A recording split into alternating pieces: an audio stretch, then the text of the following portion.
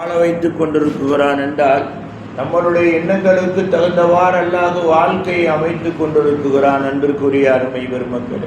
அல்லாஹு தாலா எங்கே இருக்குகிறான், அவன் எப்படி இருக்குகிறான், என்ன செய்து கொண்டிருக்கிறான் என்று பச்சை பிள்ளைகளிடத்திலே கேட்டோமே. ஆனால் சாதாரணமாக சொல்லுவார்கள், அல்லாஹ் துரும்பிலேயும் இருக்குகிறான், தூசியிலேயும் இருக்குகிறான்.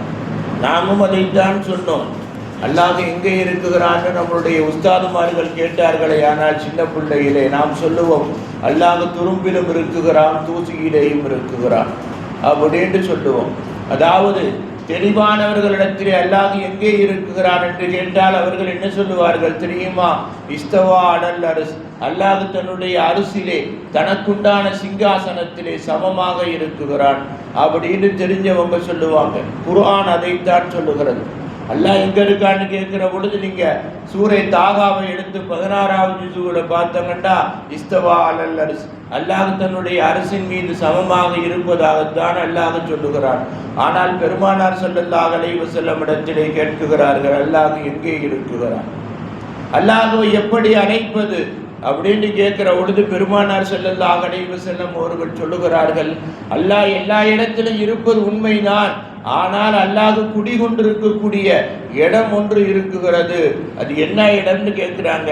நபிகள் நாயகம் சொல்றாங்க, யார் உண்மையான மூமீனாக இருக்குகிறார்களோ, உண்மையான மூமீனாக இருக்குகிறார்களோ அவர்களுடைய உள்ளத்திலே அல்லாஹ்வுடைய சிங்காசனத்தை வைத்திருக்கிறார்.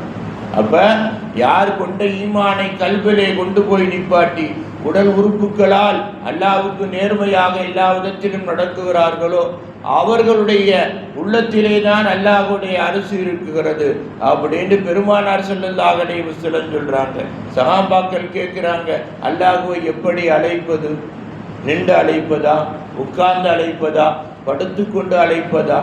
அப்ப ஜிப்ரீல் வருகிறார்கள், வந்து சொல்லுகிறார்கள், நபியே முகம்மதே நான் வந்திருக்கிறேன் அப்படின்னு ரசூலுல்லாஹ் கேட்கிறாங்க. ஜிப்ரீல் எதற்காக வந்தீர்கள்? ஏன்னா ஜிப்ரீல் வந்தாரையானால் என்ன செஞ்சிடும்? பெருமானாருடைய உடம்பல்ல, எல்லா நபிமார்களுடைய உடம்புமே ஒரு ஆட்டிடும். நமக்கு டைபாய்டு காய்ச்சல் வந்தா, டெங்கு காய்ச்சல் வந்தா உடம்பை என்ன படுத்துமோ அதே மாதிரி படுத்து என்ன செய்யும்? ஜிப்ரீல் வருவதாக இருந்தால் ஒரு பாடுபடுத்தும். உடம்பை ஒரு உலுக்கி உடம்பிலே உண்டான இரத்தங்களை எல்லாம் வேர்வைகளாக மாற்றி வேர்வை ஓட ஆரம்பித்து அப்புறம் என்ன செய்யும்? உடம்ப ஒரு ஆட்டித்தான் ஜிப்ரீல் வந்து என்ன செய்வார்? முஹம்மது ஸல்லல்லாஹு அலைஹி வஸல்லம் முன்னால் வந்து நிற்பார். ஏன்னா அவ்வளவு ஒளிவினால் படைக்கப்பட்டவர் ஜிப்ரீல். வந்தவன கேட்கிறாங்க, யா ஜிப்ரீல் எதற்காக வந்தீர்கள்? ஸல்லல்லாஹு அலைஹி வஸல்லத்தை பார்த்து ஜிப்ரீல் சொல்றாங்க, அல்லாஹ் மூமின்களுடைய உள்ளத்திலே இருக்குகிறான் உண்மைதான், ஆனால் அல்லாஹ்வை எப்படி அழைக்க வேண்டும் என்று உங்களிடத்தில் கேட்கிறார்கள் அல்லவா? எப்படி அழைக்க வேண்டும் என்று அல்லாஹ் சொல்லி கொடுத்து வர சொன்னான். என்ன சொல்லி கொடுத்து வர சொன்னான்? அப்ப ஜிப்ரீல் சொல்லுகிறார்கள், திருக்குர்ஆனோட ஆயத்து சொல்றாங்க, உதுஉ ரப்பக்கும் தலர்ருஆ வ குஃபியா, உங்களுடைய ரப்பை நீங்கள் அழையுங்கள். நான் அதுக்கு நேரடி அர்த்தமே சொல்றேன். உதுஉ ரப்பக்கும், உங்களுடைய ரப்பை நீங்கள் கூப்பிடுங்கள். அப்ப நம்மளுடைய தாய் நம்மளை கூப்பிட்டா, நல்ல பிள்ளைங்களை தாய் கூப்பிட்டா பறந்து ஓடுவார்கள். நல்ல மனிதர்களை வயதிலே மூத்தவர்கள் கூப்பிட்டால் என்ன செய்வாங்க? பறந்து ஓடுவார்கள். நல்ல மனிதர்களை பச்சிளம் குழந்தைகள் கூப்பிட்டால் அன்போடு ஓடுவார்கள். அன்பிற்குரியவர்கள், ஒருவருடைய சொல்லுக்கு ஒருவர் மரியாதை கொடுக்க வேண்டும். அதாவது கூப்பிடக்கூடியவர் யாரெல்லாம் பார்க்கக்கூடாதுங்க. நம்மளோட உயர்ந்தவரா தாழ்ந்தவரெல்லாம் பார்க்கக்கூடாது. பெருமானார் ஸல்லல்லாஹு அலைஹி வஸல்லம் அலியை பார்த்து சொன்னாங்க, யா அலின்னு கூப்பிட்டாங்க. என்னான்னு கேட்டாங்க. அலி ரலியல்லாஹு தஆலா அன்ஹு, உனக்கு நான் ஒரு உபதேசம் செய்கின்றேன், சொல்லுங்கள் யா ரசூலல்லாஹ். முன்னுரு மாக்கால், யார் உங்களுக்கு நல்லதை சொன்னாலும் சொல்லக்கூடிய சொல்ல கவனிங்க அலின்னாங்க. ஏன்னா அலி வேகமான ஆள். சொன்னாங்க, சொல்லக்கூடிய சொல்லை கவனியுங்கள். நல்லதாக இருந்தால் எடுத்துக்கொள்ளுங்கள், கெட்டதாக இருந்தால் விட்டு விடுங்கள். வலா தள்ளுரு மாக்கால் வலா தள்ளுரு மண்கால். நாங்கள் சொல்லக்கூடியவர் யாருன்னு நீங்க பார்க்காதங்க அலி. உங்களை விட உயர்ந்தவரா தாழ்ந்தவரான்னா பார்க்காதங்க, அது உங்களுக்கு தேவையில்லை.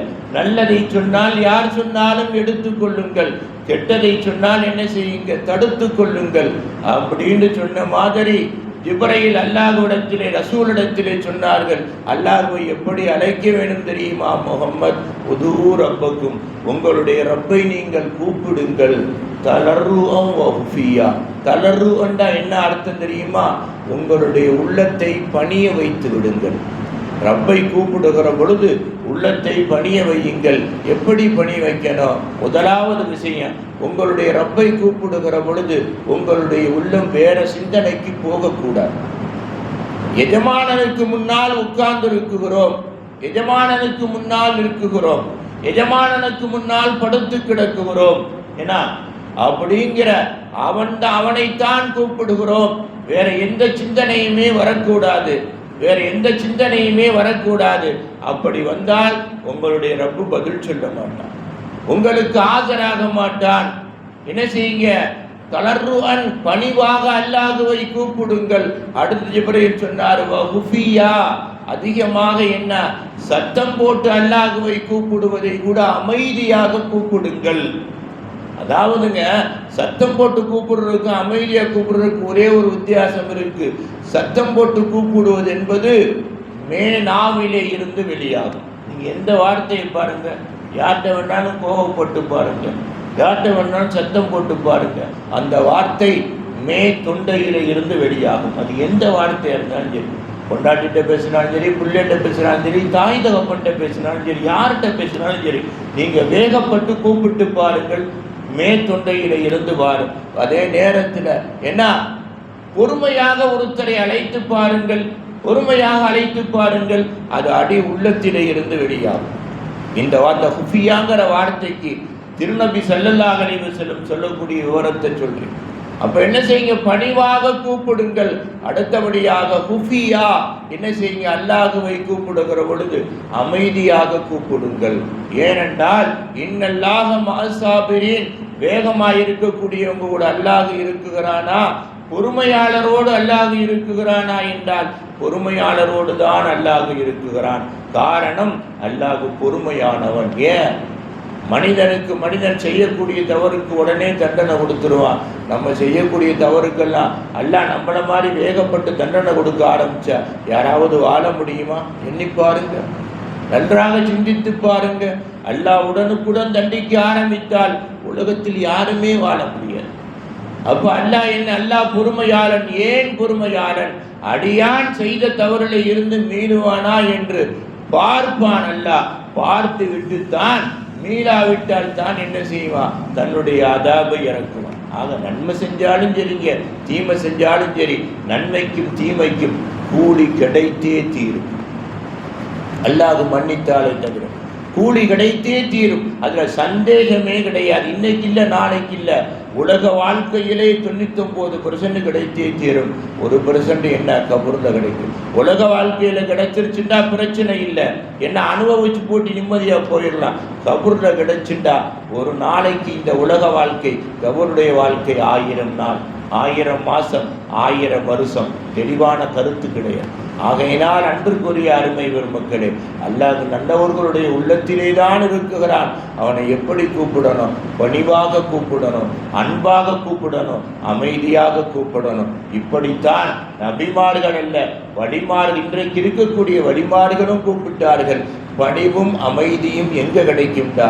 என்ன செய்யணும்? கொஞ்ச நேரம் நம்மளை தனிப்பிக்கணும், ஒவ்வொன்றுக்கும் நேரத்தை தனிப்பிக்கணும். நான் இப்படி சொல்லி முடிக்கிறேன். தாய் தகப்பனிடத்திலே பேசுவதற்கு ஒரு நேரத்தை ஒதுக்க வேண்டும், மனைவியிடத்திலே அன்பாடுவதற்கு ஒரு நேரத்தை ஒதுக்க வேண்டும், மக்களிடத்திலே உறவாடுவதற்கு ஒரு நேரத்தை ஒதுக்க வேண்டும். நம் போன்ற மற்ற மனிதர்கள், ஒரு காஃபிரா இருக்கட்டும், முஷ்ரிக்கா இருக்கட்டும், மூமினா இருக்கட்டும், முனாஃபிக்கா இருக்கட்டும், அவர்களிடத்திலே பேசுவதற்கு ஒரு நேரத்தை ஒதுக்க வேண்டும். நம் பேச்சின் மூலமாக மற்றவர்களுக்கு என்ன வரணும்? நம்மளிடத்திலே நெருக்கம் ஏற்பட வேண்டும். அதான் ஒரு மூமினுக்கு அடையாளம். நம்மளுடைய பேச்சின் மூலமாக நம்மளிடத்திலே ஒரு நெருக்கம் வர வேண்டும், ஒரு அன்பு வர வேண்டும்.